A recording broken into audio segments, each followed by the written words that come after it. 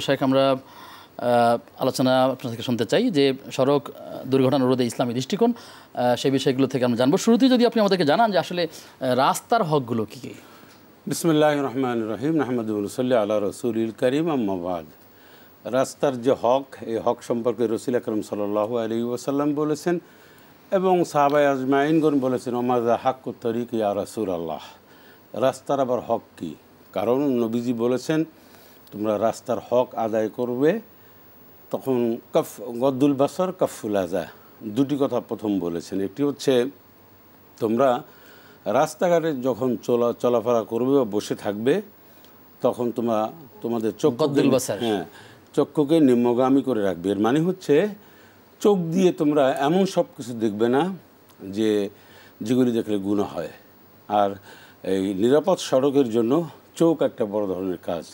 অনেক সময় দেখি আমরা নিরাপদ সড়ক মানে দুর্ঘটনায় যে কবলিত হয়, এর মধ্যে একটি হচ্ছে সে হয়তো একটা গ্যাঞ্জাম দেখেছে, একটা দৃশ্য দেখছে বা একটা কিছু দেখছে, হঠাৎ করে চালক সেদিকে তাকিয়ে আছে, একটা দুর্ঘটনা ঘটেছে। এক্ষেত্রে মোবাইল ব্যবহার চালানোর সময় মোবাইলে কথা বলা, মোবাইল চালানো, তারপরে অনেকে আবার এই হেডফোন লাগিয়ে অনেক সময় অনেক গান শোনে, তারপর মোবাইলে কথা বলে। এটা তো একদম বাংলাদেশের আইনে দণ্ডনীয় অপরাধ, মানে এটি একটি অপরাধ।